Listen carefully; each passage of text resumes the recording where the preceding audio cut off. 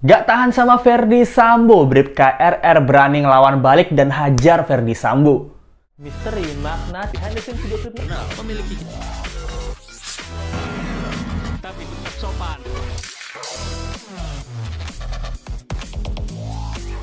Hai, apa kabar? Kembali lagi di Let's Go. Apa kabar kalian semua? Semoga kalian baik-baik aja. Apa kabarnya nih sobat-sobat Let's Go? Kita balik lagi buat ngelanjutin dan ngebahas tentang kasus Brigadir J dari POV-nya Rizal alias Bribka RR. Nah, apa aja yang Let's Go mau bahas di kali ini?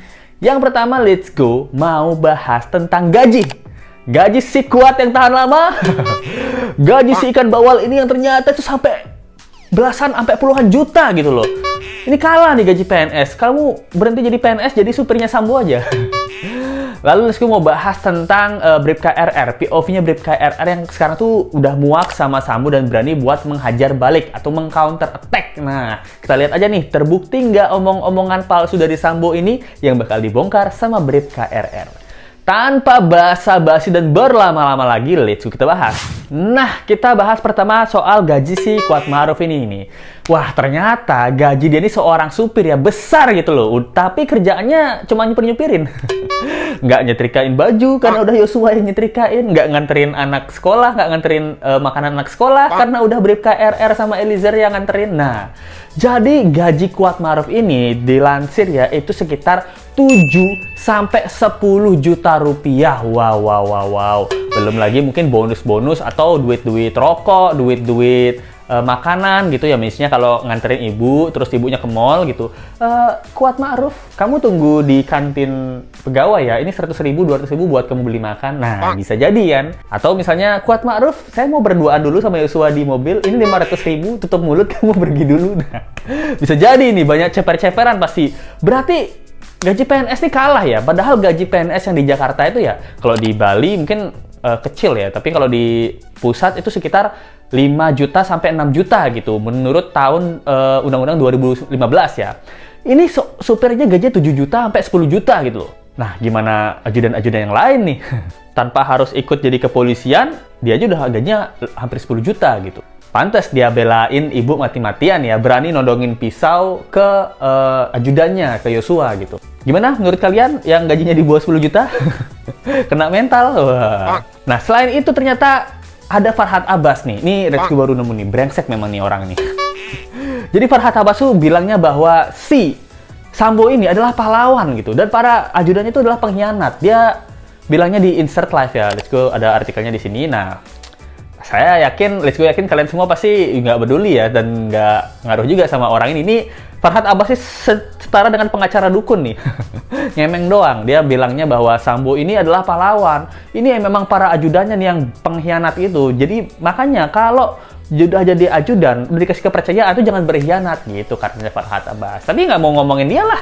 Dia karena pinjol ya, makanya bisa kasih statement gitu loh. Tapi yang mau Let's Go bahas kali ini adalah Bribka RR. Nah, Bribka RR ini bakal dites kejujuran untuk kedua kalinya. Dari statement-statementnya yang awal ya, yang dia bilang dia tuh nggak lihat dan nggak dengar apa yang diomongin sama Yosua sama Ibu Putri waktu di dalam. Nah, terus habis itu apakah dia beneran ngelihat Kuatmaruf nodongin pisau dan lain-lain? Nah, ini nih kita bakal kulik ya. Jadi Let's Go mau kulik bahwa sekarang ini Bribka RR itu udah sama-sama masuk ke dalam Sambo FC ya.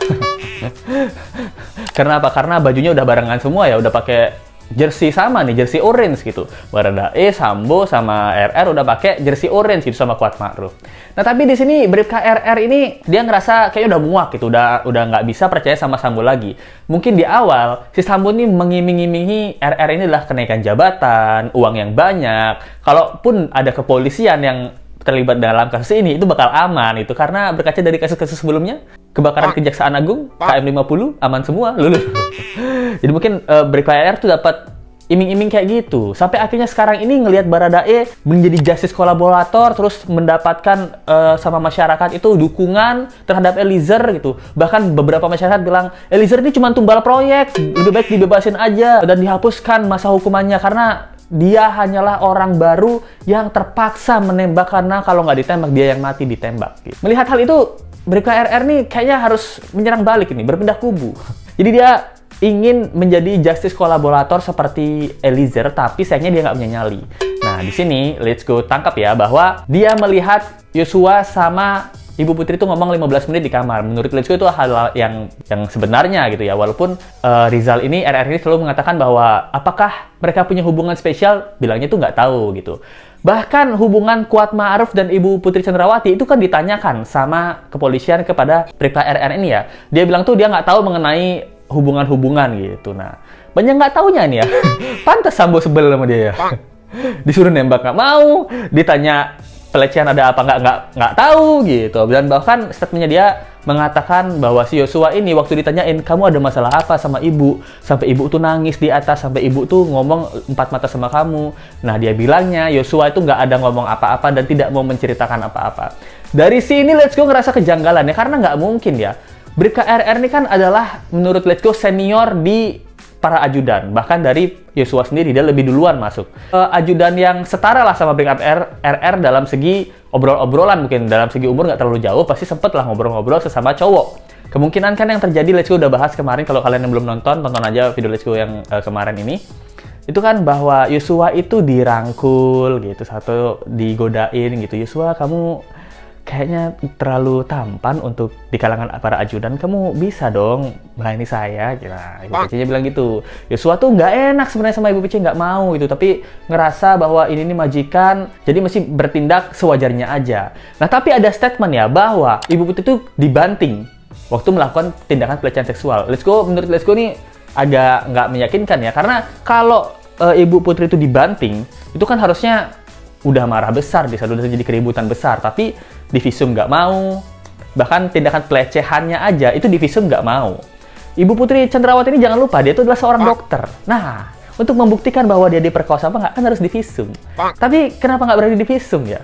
Apakah tindakan yang terjadi adalah pemerkosaan yang dibalik bahwa Yosua yang diperkaos gitu? Nah, ini kan bisa jadi Yosua digodain, aduh kamu, ayolah sekali aja Yosua, sekali aja. Nah, Yosua, jangan bu. Nah, pas jangan bu, Yosua tuh udah nggak tahan, jadi didorong deh sama Yosua. Ibunya jatuh ke lantai. Nah, ini kemungkinan yang terjadi ini bisa nih kalau terbanting ke lantai karena dorongan Yosua yang tidak mau diperkaos sama Ibu Putri Chandrawati.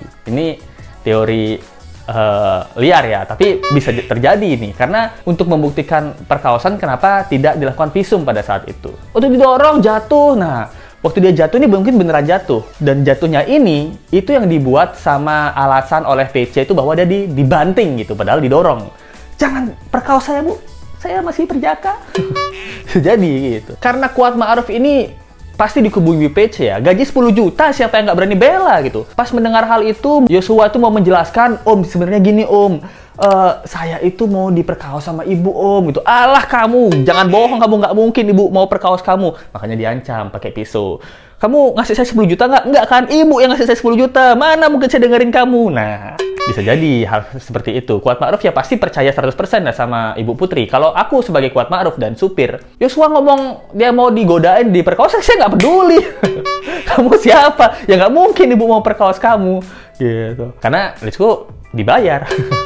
Gitu. Jadi, tapi mungkin Bribka RR ini nggak mungkin dia nggak tahu menahu tentang kejadian hal ini ya. Pasti dia sempat diceritain sama Yosua bahwa sebenarnya yang terjadi, Kak Bribka RR, Rizal, aku nih tadi digodain sama ibu gitu. Aku takut nih, Kuat Ma'ruf aja mau ngancam aku pakai pisau gitu, karena merasa terfitnah ya. Kalau merasa terfitnah kan kita nggak salah tapi dibuat salah gitu. Karena Bribka RR ini mentalnya lebih tempe daripada yang lain ya. Lebih cemen gitu. Jadi ya mungkin dia bilang sama Yosua, ya nggak apa-apa, gimana, toh kalau kamu yang mau bilang diperkaos, nggak ada yang percaya, saya pun nggak percaya gitu. Ini kamu diemin aja lah, kamu legowo aja lah. Nanti kalau kamu dipanggil ke atas, ditanya sama Ibu Putri, bilang iya aja gitu. Jadi jangan ngelawan. Nah, mungkin seperti itu yang terjadi. Karena perannya RR ini dibilang ada peran, nggak ada peran, tapi dibilang nggak ada peran gitu. Waktu sama Sambo disuruh nembak Yosua, RR ini juga nggak mau. Maaf Pak Komandan, jangan saya dong. Saya nggak berani. Alibi saya aja sembunyi di balik kulkas. Masa saya berani nembak Yosua? Ya nggak marah nih Pak Komandan.